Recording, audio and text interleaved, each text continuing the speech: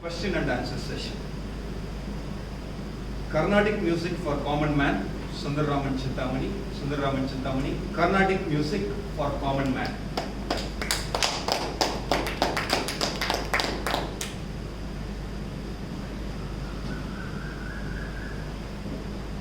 What is the one thing you do when you are not motivated to perform the job you don't like? Sleep. Yes. Yawning first to start with, and then go into deep sleep. So when I was a young kid, my father used to take the entire family for Carnatic music concert because he was the vice president of the Shiravaman committee, where 10 days continuous music concerts would happen in my native place called Medupalayam. And this concert will invariably start at 9 p.m. and end by midnight after our dinner. So this will happen in a place called Agraharam, where the blind end will be there. The stage will be near the blind end. On left side there will be a long thin line. Right side there will be long thin line. My sisters will be so eager to attend all these concerts because they will be meeting all their friends after long. So probably after a year. I will not have any company. So I'll go and sit along with my dad in the first row and the floor. So in the floor there will be a carpet like this. I'll be sitting there. The very first moment the musician starts, Vata Piganapim Bhaje. So my first yawn will come. So before he completes the second song, they will say, before he starts the second song, I will start nodding my head. And from there, at the midnight, my sisters, along with their friends, they will start laughing at me. In order to avoid the embarrassment, I will go to the other side where no one will be there, but there will be huge pile of jump columns will be there. I will go and take a sleep, cozy sleep. Only by 12 o'clock, midnight, I will wake up. So that is the kind of interest I had in Carnatic music. I hated like anything. I never had any motivation to listen to Carnatic music. Then, the moment I came to Chennai, so way back in the early 80s, Chennai had ample opportunity to listen to Carnatic music, and I started attending each one of them. And I started relishing all of them. And I was wondering why I was missing all this fun all these days. I developed deep interest towards listening to Carnatic music, especially instrumental music from Kadri Gopalnath or saxophone or L. Subramanian's violin, etc. So I thought many of us, we hate Carnatic music because it is a complex subject, but I want to simplify the thought process and I want to deliver these complex topics for a common man. That is why my speech is titled as Carnatic music for common man. So any idea what is the difference between Carnatic music, Hindustani music, both are Indian music? The difference between Indian music and Western music? Any idea? Loud noise. Which one? Western music. Okay, what else? Maybe the pitch from Okay. where they start, Saregam and those are ABs. Okay. Carnatic is mostly. Carnatic is always, Yeah, go ahead. Carnatic music is always around the way of the raga scheme. It's more structured. And also Hindustani music has the raga. I think all of you gave partial answers. The major difference between Indian music, which includes Carnatic as well as Hindustani, versus the Western music is, the Indian music has got lot of improvisation aspect. That is, on the spot you can come out with your imaginary aspect, which is called Kalpana, Swaram, Raga, Alapanai. So it is almost like table topping. So whereas Western music, it is almost like a prepared speech. You have to stick to the grammar, and the moment that the orchestrator writes the stop notes, you have to stick to that. So and it is easy to practice. Someone can, conductor can send the notes by mail, and without having any rehearsal, all the 100 people can assemble, and then they can deliver the concert. So because they have to just to stick to the notes. Whereas in Carnatic music, a lot of imaginary aspects are there. But because of sheer practice, the violinist, even if he is meeting the vocalist for the first time, he will be able to go along with the singer. So that is the power. It is almost like after delivering 40 prepared speeches, you are able to ace table topping. So I would like to bring that kind of analogy. Okay. So basically the Carnatic music has got the 4 elements. Number 1 is called lyrics. So this is in Sanskrit, it is called Sagitya, or in Tamil it is called Varigal. So today a lot of debate is going on, Varigal or Isai. So the fight between Vairamuthu and Ilayaraja is going on social media. So which one is having more power? So Sagityam is very important. Number 2 is Raga. So the Carnatic music, all songs are based on some Raga, where I will be spending more time on it. Then tune. So this is called Mettu or tune. So probably you would have listened to a song in Kalyani Raga, another song in the same Kalyani Raga, but the tune will be different. So we think the Raga seems to be same, but the Mettu will be, one will be a dragging kind of thing, another one will be fast beat.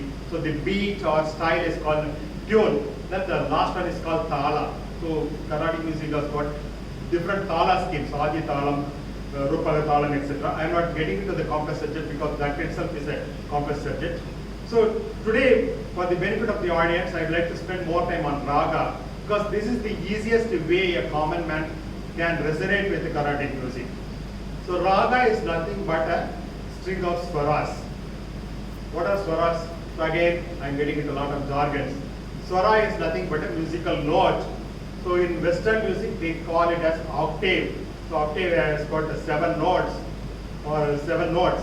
In the same manner, the Indian music also has got 7 notes. Starting from Sa Re Ga Ma Pa Da Ni, right?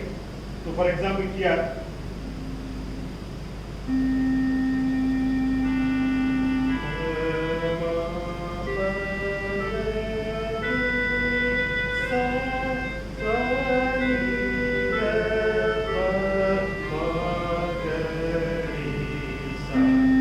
did they play 7 notes or 8 notes? Again you finish it. Yes. So again I Sa Re Ga Ma Pa Da Ni, again I finish it with another Sa, which is called the Sa for the next octave. So if you see, though I am saying 7 notes, there are innumerable keys are here. So this is the middle octave. So 7 notes are there. So then we have something called lower octave, then higher octave. So a keyboard has got 5 different octaves. So that you are able to sing in bass voice. For example, people like Jesdas, they sing in bass voice. Whereas if you take the female artists like Janaki, they'll be able to, or Lata Mangeshkar, they sing in a higher octave. So that is the reason keyboard has got several octaves. Even if you take any instrument, other instruments like veena or violin, so you will be able to sing in lower tone, higher tone. So like how we are demonstrating in international speech contest, right? In contest. So it is giving the such kind of personality.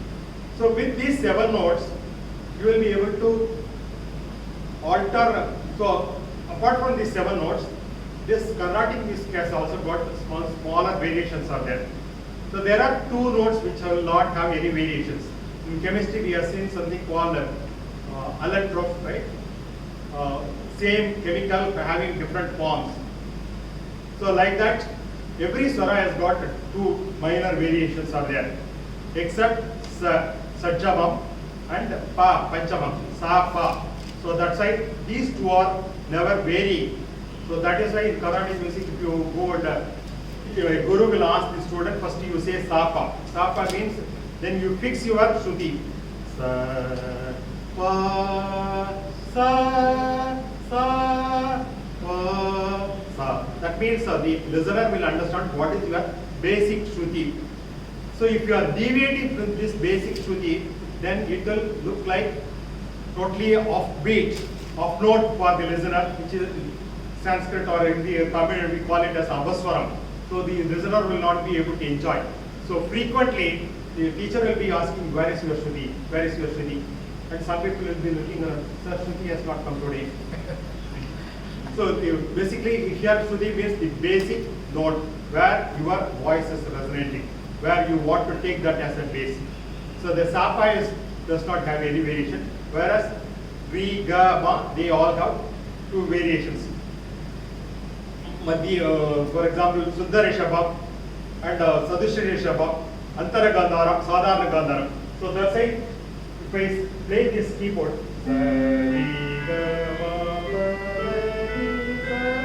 so this is called Ragam Sankaraparna. Instead of this Sa Re Ga Ma Pa, I try to operate this key, the black key. Sa Re Ga Ma Pa, Sa Re Ga Ma Pa, Ga Re Sa. So when I choose different different reed, different ga, ma, it gives a different flavor. So this ragam is called Maya Mala Gaulai. And Maya Mala Gaulai is the easiest raga to begin with. So that is why the learners, they are asked to start their practice in the raga called Maya Mala Gaulai, which was codified by a person called Purandaradasa. Purandaradasa is supposed to be the Sangeeta Pitamaha. So he is the first one to codify this pattern, how the learners will be easily able to understand this. And then he brought something called the Sarali Versai, Jandai Versai. These are all learning techniques. If you master Sarali Versai and Jandai Versai, then you will be able to proceed to sing a song. So this is about the 7 notes. And Avasaram I already mentioned, and with the permutation of combination of different ragas, we will be able, so when a raga has got 7 notes, it is called Sampurna Raga. It has got all the notes. By varying this permutation combination, we will be able to come out with 72 ragas, which are called Mela Katta Ragas, Mela Ragas. So Mela Raga will have all the 7 notes, but there are ragas which will have 6 notes, 5 notes, 4 notes, even 3 notes. So for example, one director K. Balachandran wanted to come out with this movie called Abhurva Ragal. He wanted to come out with a rare raga. Then that is where Dr. Balamurali Krishna composed a raga with the 3 notes, which is called Magati Raga. And this song, popular song, Adisaya Ragam, Anand Ragam, it is just within 3 notes. So when we have, so I said with 7 notes, 72 ragas, but with smaller variations, millions of ragas can be produced. And already people have found out millions of ragas. And today, if someone, a creative person, can also come out with a new raga, that is also possible. But how far that will go with the minds of the people, that will determine the life of the raga. Probably you may listen to 1 or 2 times, and after that you will forget it. But if you come out with a beautiful piece, then it will live forever. Right. So then from there you can come out with the Janya ragas, which are called the child ragas. The 72 Medakatas are called the mother ragas or Thai ragas. The other things are called the Sei ragas. Okay. Then as a common man, if you are able to find a pattern when you listen to different songs, pattern recognition, then you will be starting appreciating Carnatic ragas. For example, you don't have to go for a concert, even in cine music. Janani, Janani, Jagami, Janani. Then after a minute, you will listen to Amma Yenkareka. Oh my God, this pattern looks different. This pattern is different, but there is some common connect. Yes, both are in Kalyani ragas. Then you can listen to Vildai Pura Vulvi. That is also in Kalyani raga. So, for example, Maestro Ilayaraja has come out with the different kind of genres within the same ragas, innumerable ragas. So, compiling all that, I tried to come out with an Excel sheet. So, what are all the different cine ragas? And some 15 years back, 2005, my wife was working for a company called kacheribus.com. So, which is the owner runs the Mylapore Times. So, he has got a company called Kacheribus. I met him. So, Mr. Vincent D'Souza, I gave this Excel sheet and I asked him to leverage it in their website. He gave a very candid and a blatant reply. Sundar, this looks like a directory. What can I do with this? So I'll give you a suggestion. You try to add some masala and then come out bring it out in the form of a book. So that is what I did. In 2005, I came out with a book called Raga Chintamani, 2005. And I printed 500 copies. And my wife was telling, Sundar, don't get worried if we are not able to sell this. When our children get married, we can give this as a return gift. So at that time, my first son was in 8th standard and second son was in 6th standard. But to my surprise, all the 500 copies sold out in 3 months. And again, I had to print 1,000 copies and again 1,000 copies sold out. So that is all about this book. And today I have also come out with a YouTube channel called Carnatic Music for Common Man. If you are interested, just type in to YouTube and subscribe to it. My intent is to take this rare gem of Indian treasure to all common people, because we are close to this place, especially Chennai is the cultural capital. If you are not able to enjoy Carnatic music, then we are losing a valuable treasure. So that is the reason I came out with this book, I came out with a YouTube channel, and I am also trying to experiment something more. So with that, I will stop here, and if you have any questions, I will take it up. Another 5-6 minutes. Yes? You said I am the potential audience for your speech. Okay, seriously, I am the potential audience. One question. I have been learning vocal from December. Okay, and 15 minutes of daily practice, I am doing it. But still, even today I got class at 10:30. When you go there, she will say, Stuti. How much time it will take to catch that Stuti? So it is not enough that you attend a class, you have to listen to a lot of songs. Continuously keep on listening to songs. So for example, there are a lot of channels which continuously come out with the songs. For example, I think there is a gadget called Sarigama. Have you seen that gadget?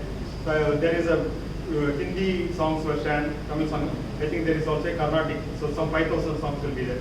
So continuously listen to that. So then you will be in the flow. I'll try to give a parallel to our Toastmaster. So if a novice speaker is coming and if the speech is not structured as a seasoned Toastmaster, you will be able to point out. So what is the suggestion you will tell the novice speaker? You will just listen to all the champion speeches. You will understand how it is structured. So listening is the greatest thing.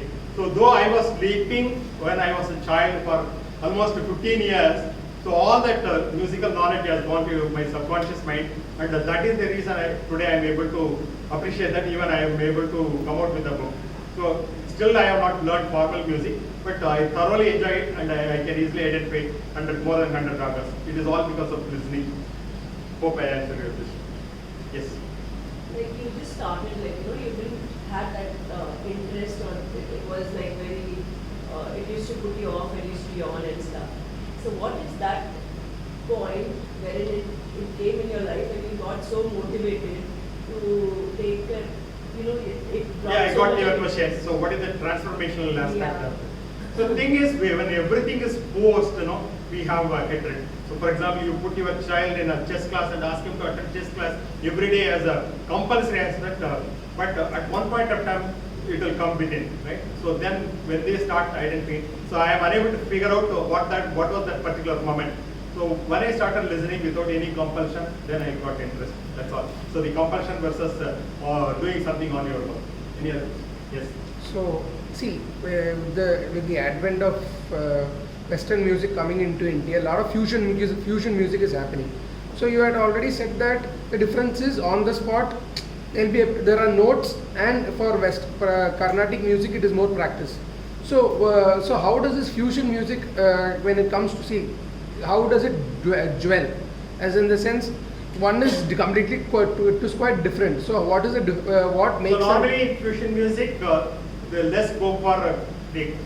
So it does not mean that every Carnatic music song has got the what is that kalpana aspect, that is the improvisation aspect.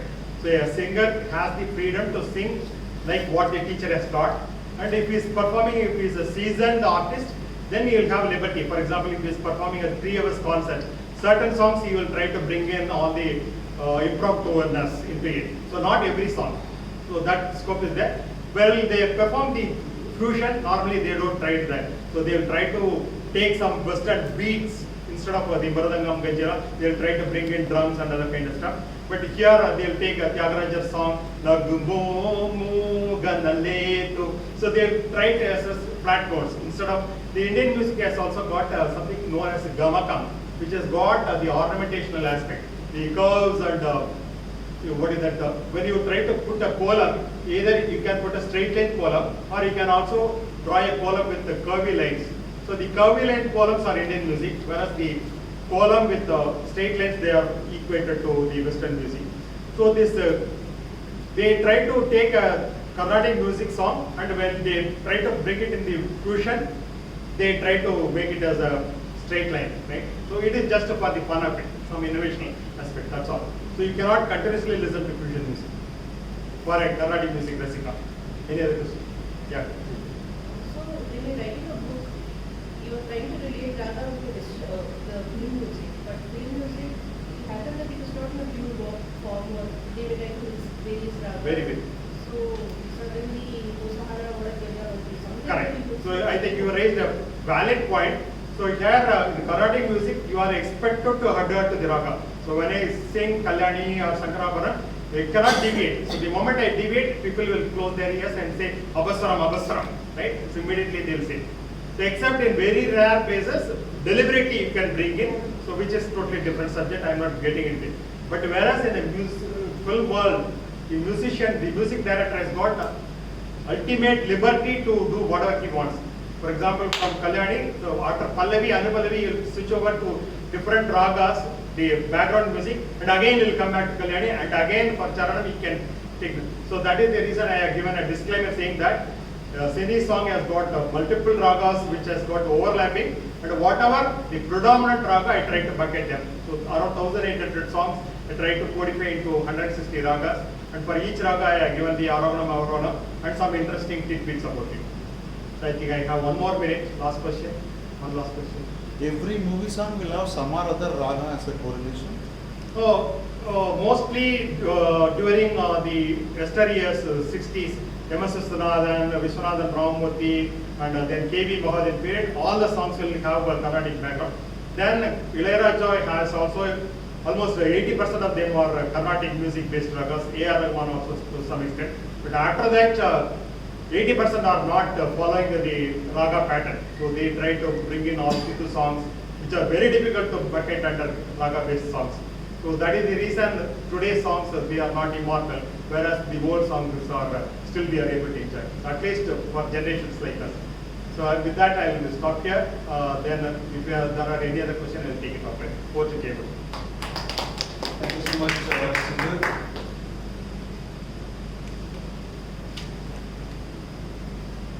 So how do we keep this motivation?